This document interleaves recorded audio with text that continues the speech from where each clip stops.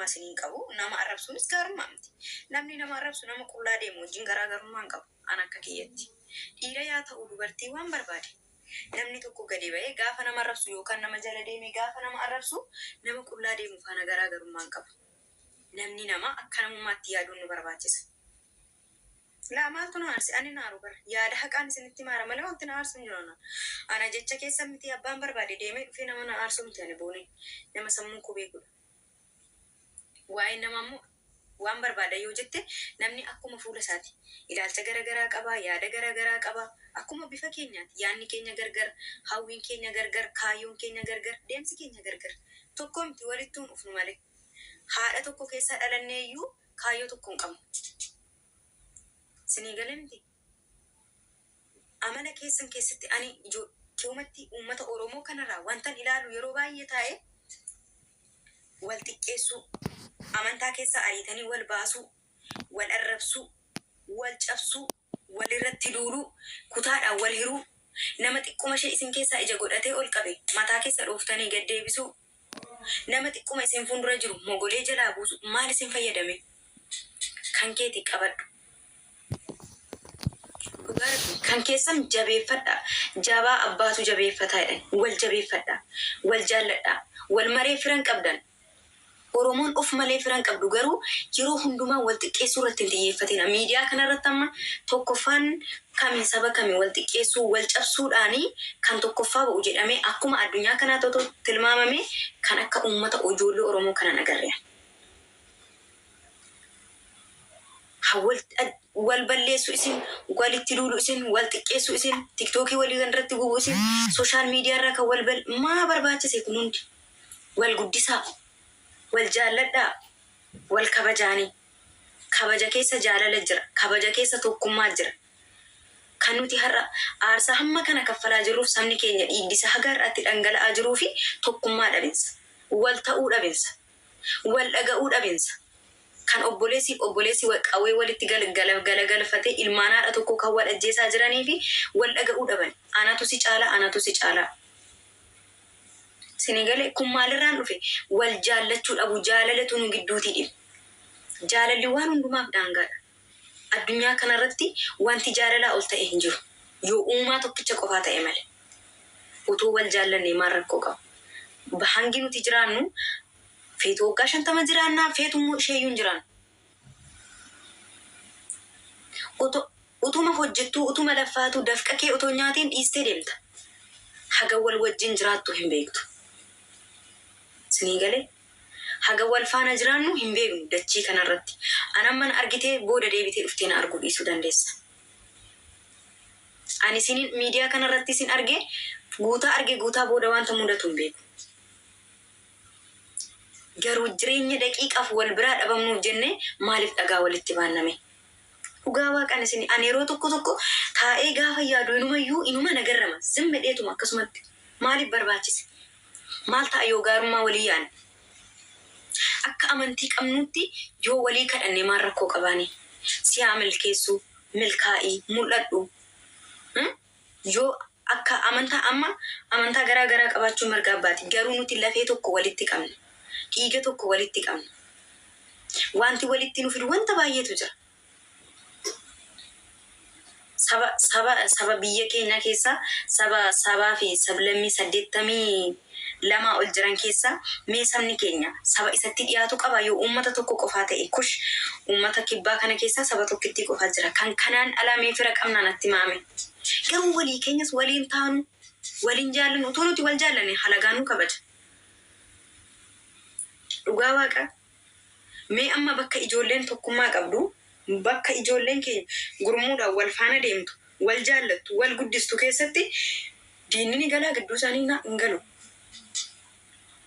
ijoolluma social media kana fayyadaman keessaa nama ijoollee baay'een dinqisiifadhuun qaba fakkeenya waan isinii fudhadhe gurmuun asrii aanoleefaa tokko yoon fudhadhe dhugaa baay'ee na hinaafsisu bakka eebbaatti walirraa nafanii bakka gaddaatti walirraa nafanii bakka waan fedhetti walirraa nafanii bakka wal guddisutti walirraa nafanii rakkoo yoo jiraatillee gadi ta'anii furuu yeroo sun kan akka gurmuu ijoollee sanaan adeemkuun jiru rabbi bakka akkasi namachuun akkas nama ijoolleen kutaa sana keessa Harargeen jira, Arsiin jira, Baaleen jira, Shawaan jira. Ijoollee baay'ee chaalenjiilee yeroo walii laatanii wal guddisan, sadarkaa yeroo walii laatanii wal guddisan. Yeroo tokko fakkeenya godhu osoo naan jedhanii gurmuu sana fakkeenya godhadhaan. Namni akka kanatti gaafa wal wajjin deemu sabni ofii dhiinni ofii ijoolleen sun ofuu dhiisanii haala gaarii ofitti hammatanii ijoolleen fakkeenyaaf Guraageen jira isaan keessa. Bakka amma Nasiriin fa'aa jiran ijoolleen Guraagee baay'ee jira. Tigireen illee jira isaan keessa. Akka obboleeyyaniitti walitti ofitti maaliif waan isaan wal jaallataniif ormillee alaa isaanitti dabalame jechuudha. Waan isaan wal kabajaniif. Otoo kanan taane ormi maalirraa godhaane? Akkasii nama jechuun akkasii bakka. Akka kanatti jiraadha isinis. Maaltu nama arrabsuu sin geesse? Galatoome Asma. Ana abbaan barbaade amantii barbaade haqa. Seexanattuu amanu marga isaati. I don't care. Nama haa ta'u bichaa. Karaa kanarratti dhalli namaa nama ta'ee kufe ani kiristaana yoon ta'e ilmi dhiiraa tokko musliima taatee lafarratti kuftee jirti taanu harka qabeen kaase. Maaliif nama waan taateef waa'een amantii ishee sammuu koo keessa dhufuun qabu. Nama waan isheen taateef lafaa kaaseen bira darbaan. Yoon qabaadhe nan gargaara. Yoo hin qabaanne yoo bakka ishee namni ishee gargaaruu danda'utti geessin itti kenneen bira darba. Waan tokko hamilee tokko ta'e yoo dadhabdellee ayizoo jabaadhu jedheen bira darba. Namummaa uumaniitiin hundaa dursa. Inni kun sammuu keenya keessa dhufuu qaba. Amma ilaalchi tokko jira.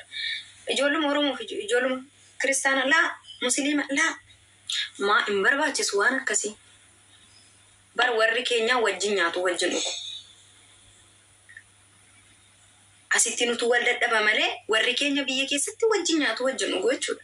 Duratti waggaa 5 jaha dura sargiin yoo jiraate horii 2 qopheeffama. Yoo hoolaa qalama ta'e hoolaa 2 qopheeffama. Hoolaa tokko musliima barraka, hoolaa tokko kiristaana barraka. Isuma dhugaan isiniin jedha.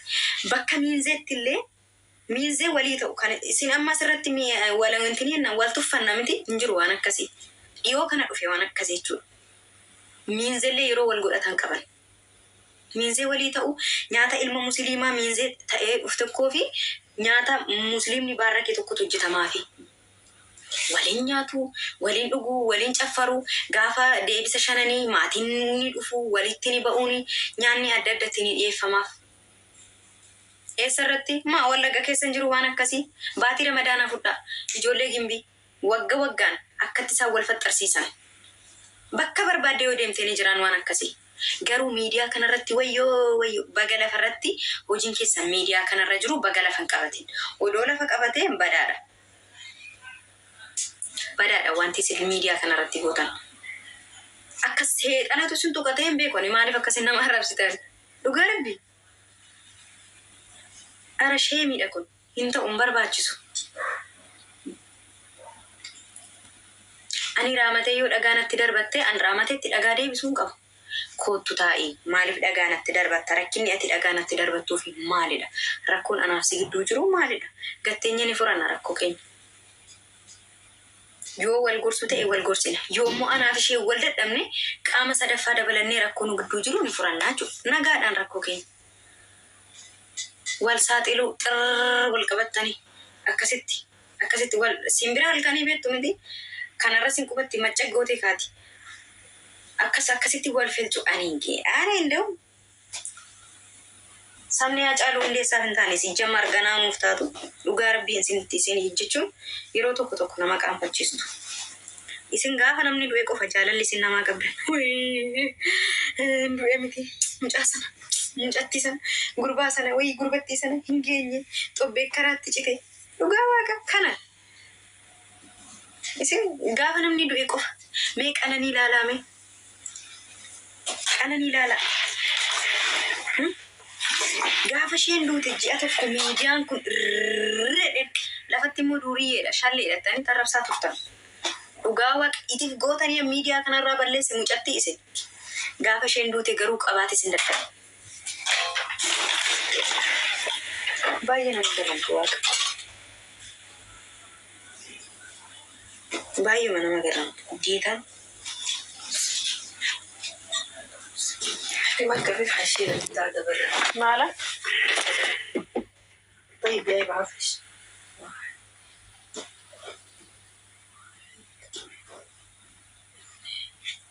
شو هنودي ده راجل ارميه هندخل ده كده. عايز اشوف المساحة بس. دايرة تتكلم مكتب هنا؟ المكتب هنا ده هنرميه. الطيب جايب الدولار حقه، ده جايب حاجات. اوكي نشوف اذا بشيل من نحطه ما مشكلة. شوف المساحة.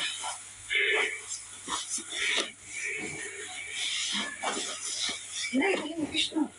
الشنطة دي تاني صدقين حميدة الشنطة دي العبء الكبيرة كده فيها شنو؟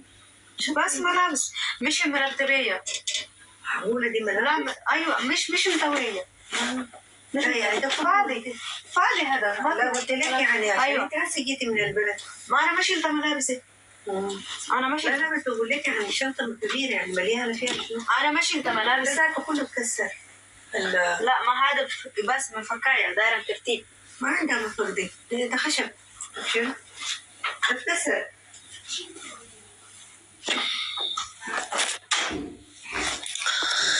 nagaa keetii akkam jirtaa? Biyya keenya natti fakkaatti. Biyyi kan kee eessadha? Eessa biyyi kee? Wal barruure? Keessaan si dubbiseera naaf deebisi. Ashee siin deebisa naan ikkoo rakkoon hin jiru. Rakkoon qabu. Amma mana kiyya koppii linkii naa godha. Ijoollee biyya raallee kaafaan beektan biyya biraarra gara kana dhufu barri fiitanis ijoolleen shamarranii kaansileeshinii qabdan na dubbisaanii warri nyaata hojjettan keessumatti yoo jechuudha. Ijoolleen shamarranii maaraatii keessa namni kaansileeshinii qabdan yoo jiraattanii na dubbisa. Hojiin immoo hojii paarkingii ijoollee adii qabdan nama 8. Gaafa namni hojii isinii ergu daraa keessan seera adeemaa hojjedha. Hojii dhufee hin tabalaashisiinaa. Damoonni 600 komishiniinis birrii 600 komishiniin birrii 600 Abudaabii bakki hojii paarkingiidha hojiinsa. Raamu booni akkam jirtaa lubbuu maalidha maaluma baddeetti samoona qoy. Samoona reefu manatti galaayim edee galgala manatti galee mana niitiin kotta saappartee deebite siin hin jenne. Okay manicha turtanii? Ala ani gaafa dhiyoo kana guyyaa 3 abbaa manaa see tokko wajjin deemte turte beektaa seen guyyaa 3. Naannoon gwaddaan kun na lolteeniin innaan isee biras kaa'een deemu jettee mucaatii wajjinii mana harmeessiitiin keessee deemteen gadheedha Ugaandaa kanatu. Ugaandonni fokkistoota jechuudha. Yaa amala seetu gadheedha. Ijoolleen immoo hin jirtu beektaa. Mucaasa guddaa bijettee jira nama mucaasa dhukkubsataa kana fuudhee mana harmeessiitii deeme. Kanaaf biizii ta'e bakka samoona kana biizi bakka maaltu deemaa jira maa miidiyaan kun uuz billahi min shaytaan. Miila tokkoon dhaabaaru miidiyaa walitti qabanii habiibti. Maal viidiyoo tokko argee beektaa abbaan barbaade koo nam wallahi kan miidiyaa kanaan nama garrama. Baay'ee. Dhimma isaanii hojii keenya hojjetan maaltu nu galche habiibti. Andantaa namaan qooduu siin qabu. Maal bakka barbaade. Amantaan kan abbaa fiitii boonii kun. Ani waan akkasii keessatti siin guddanne galata rabbii naannoo nuti keessatti dhalannes haga har'aatu wajjin jiraata sabni keenya giiftii ko. Cinqeen hin jiru nu biraa dhugaa rabbii. Nuyyuu maal saanuma keessatti guddanne bitaa keenya amantaa garuu warra kiristaanaa jira mirga keenya amantaa musliima jira guyyaa tokko miidiyaa kanarraa samoonuma kana fidanii boonii kun wallaahi bakka waggaama kanatu amantaa maan wal qoqqooduu fidan malee. Dur waan akkasiin jiru ana alhamdulillah amantaa kiristaanaa keessatti nagdee guddadde ayyaanattis ayyaana isaanii itti nu waamu nullee nannaan isaanillee rafaa keenyatti nufu soomii keenyatti nufu garuu kan miidiyaa kanarraa nama jira. Ajandaa barbaada hundumtuu namni amantiidhaan diiniidhaan jiraatu hin jiru si jammara jechuudha. Amantaa gadhiiseera hundumtuu namni keenya waan duunii hambaattee deemtu faana fiiguu malee waa'ee amantii gadi ta'anii barachuu anumarraa kaasee jechuudha. Of agarsiisuu asan jira achan jira bas malee waa'ee amantii ofii jabeeffachuu amantii ofii akka seeraatti amantaan kamiyyuu mirga wal qixxee qaba. Wal kabajanii jiraatuun ga'ee hawaasaati. Hawaasni maal godhare? Kashalabboota miidiyaa kanarraa nu gargaara. Akkanni wallaahi laazan. Masiini gigasti tokkotti arginu ture maa hojjetti keessi sana. Sheeritti godhi yaaruftu dayyuu. Sheeritti godhee hin jira qoo argan fee sheeritti godhaa. Sheer godhi kootte de. Galgala hanchi girrigirrii kaasanii galgala awwaazbillaa. Mana kiyya gadi isaan naqee rafee bahe. Ani ijoolleen akka warri sun akkasumaan boonii. Amalli ijoolletti ulfaataadha giiftii. Yaa akkasumaan isaanii takka wal loluu takka walitti haasa'uu akkasuma wal immoo gingishuu wal ho'isuu achii deebi'anii wal loluu. Ammas hin ba'a waan akkasii keessa ani wallaahi qallaaliitiin dhiifamina guddaa malee masiitti sittis nan haara himmitan. Maalunni koo masii arrabsanii ati jecha nuun jedhameen argine sagalee. Ani argine kan nageenyaniin na abaluu dhufee isinitti misan abaluu nuun jedhe jechuun ni qabdu booni beektumni. Masiin amma ijoollee baastee wal lolchiisuun barbaadu siigalee na bira tuuga ta'e ani gadi baaseen jedha fakkeenyaaf amma paaspoortii mucaa sanaa ijoollee na gaafatan keessaa nan dubbaddeedha. Hin dhoksine maal gochuufi jedhee gini masiin hin barbaaddu jettee namni akka wal lolchiisuun barbaadu. Yookaan isa dhiisi. Warra wallaggaa warra dhiiga namaa dhugu jedhanii gaafa ishirratti sagalee qaban. Sadiin gadi dhageera keessaanii gastii marra jira kaa yeroo isin nutti himte keessaan natti dawwalan jettee isa dhageera. Sagalee qabanii erganiif garuun baasne miidiyaa irratti maaliif namni tokko kutaa kamuu bakka bu'uu hin danda'u.